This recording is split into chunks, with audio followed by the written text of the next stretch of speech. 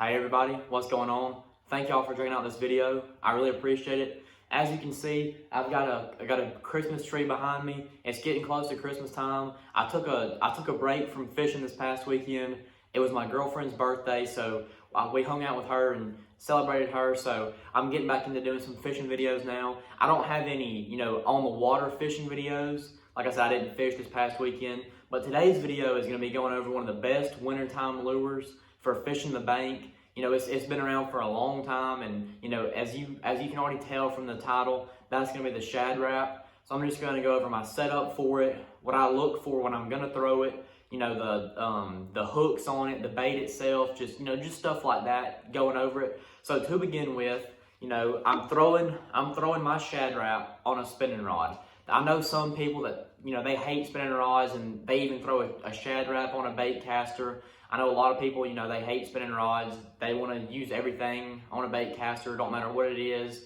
Drop shot, shaky head, a Shad Wrap, they're going to throw it on a bait caster. But me, if you watch my videos for any length of time, I really like to utilize this spinning rod, and using it on a Shad Wrap is no different. So my setup on this is a 7'1" medium action rod.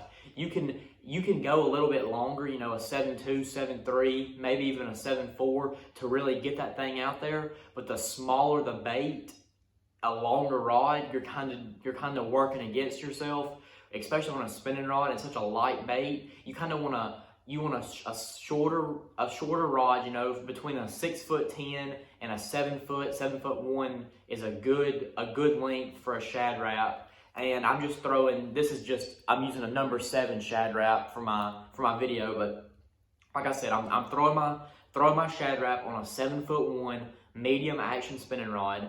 I have a 2500 size reel, and I've got 10-pound braid. You can see that yellow braid, and I have 8-pound fluorocarbon leader. And the thing about your leader is you want the braid to kind of help keep your line from getting all knotted up and twisted, and you can make a more accurate cast and kind of watch your braid and make sure it's not going to catch wind and sling this way or go this way. So that braid kind of helps you control your cast a little bit better. Some people, they don't like using braid. They go straight fluorocarbon on their spinning rod no matter what, but especially throwing a really light bait, I like that braid just because it doesn't twist as much, and like I said, you can kind of control it a little bit better, and you get a better feel with that braid. It has no stretch in it, so you can really feel the bait when it's hitting the bottom, coming over a stump. If one comes up and grabs on it, you can really feel that a lot better with this braid.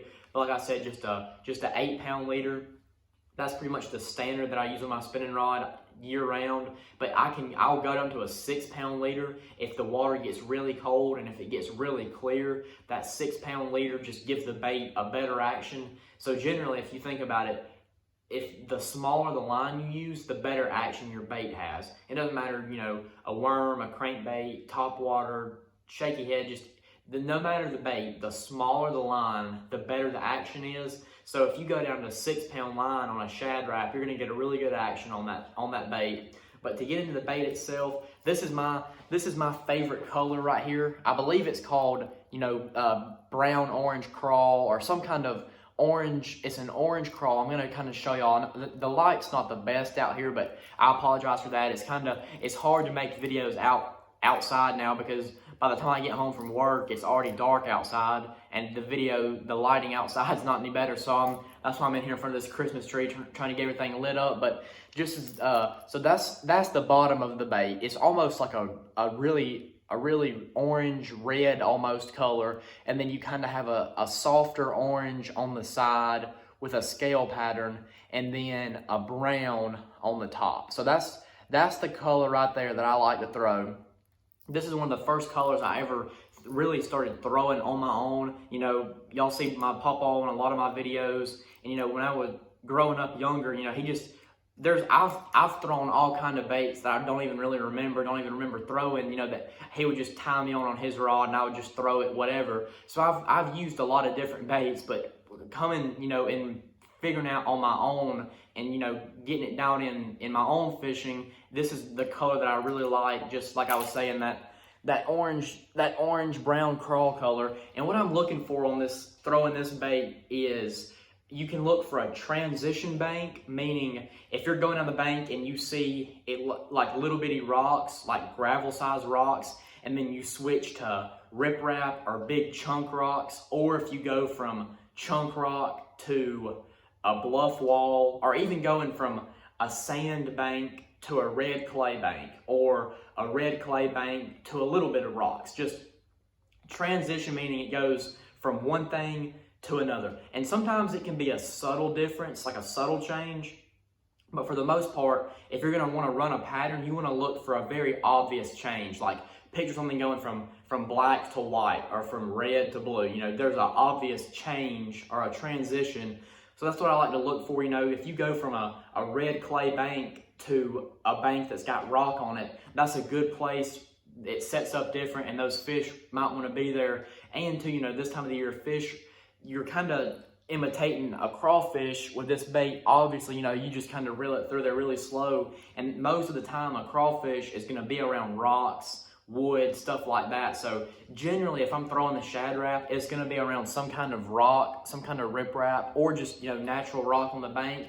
And I'll put in the top of the description, I'll put the link of a BFL tournament at Lake Eufaula this year. I caught 2 fish on a Shad Rap. I think I weighed in one, and one of them was either not a keeper or it came off. But even a lake like Eufaula, which is generally known for, you know, big largemouth fishing, you know, power fishing, stuff like that, it's known for its offshore ledge fishing.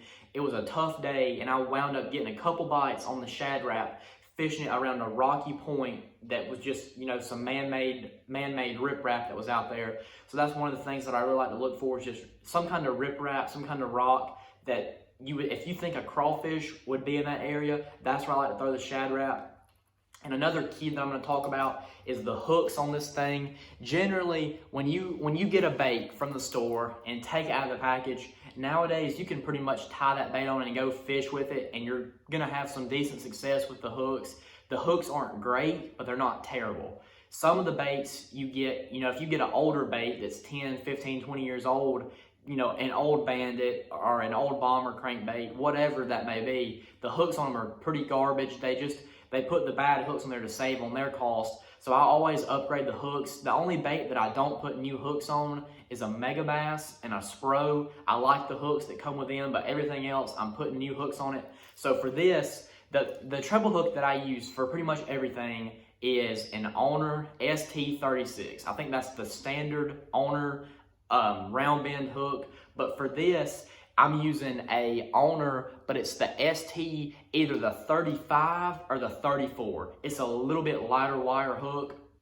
You don't want that big hook, especially in the wintertime when you're throwing a Shad Rap. And one little trick I'll tell y'all about on a Shad Rap, not just a Shad Rap, any bait this time of the year. A fish in cold water is they're tensed up. Their skin is a lot tighter. It's harder to penetrate their mouth because it's so cold. You know, everything's tensed up and it's really tight, and it can be hard to penetrate the fish's mouth or their lips with the hook. So if you have some big giant beefy hook, you got to try to drive through there.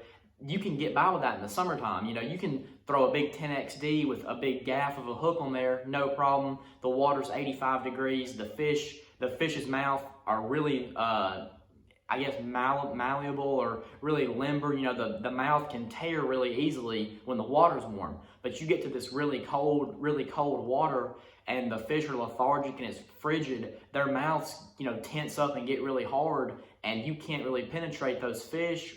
Its mouth as easily with a big giant hook. So when you downsize to a thinner hook, like a smaller shank, I guess not exactly a thinner gauge, like I don't know the exact term for it, but just a smaller hook that's not as beefy, but, you know, make sure your hook is really sharp. It doesn't have to be an Owner ST35, 36, you know, Gamakatsu makes a good hook. VMC's probably got one, but just a light wire hook. That's the word I was looking for, a light wire. A light wire hook is what you want to look for. Make sure it's really sharp, because if that sharp hook with that really light wire, you can get some better penetration in those fish's mouth. You're going to have a lot better hookup ratio, and you're going to land more fish.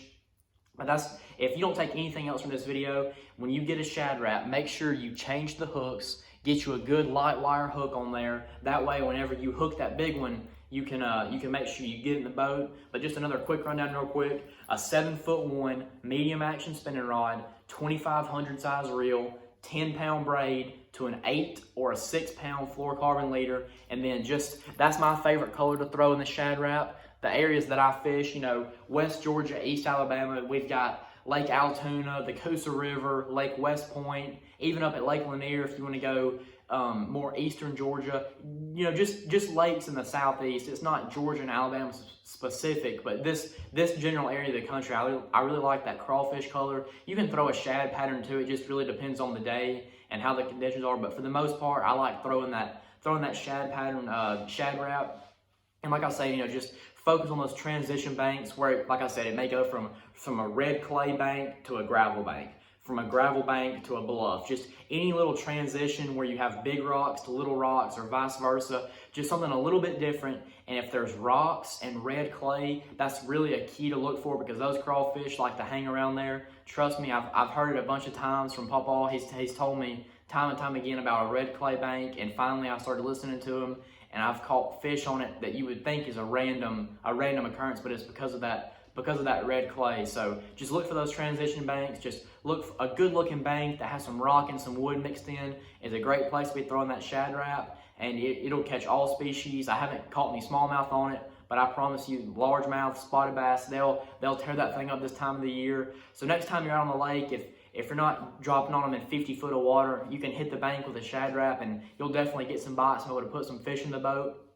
But I just want to say thank y'all for watching this video. I really appreciate it. And like I said, it's Christmas time. I got the Christmas tree up behind me. So I hope everybody's having a good Christmas season. It's a fun time of year. Like I said, I don't have any actual on the water fishing videos to post, but I'm going to do a couple videos like this.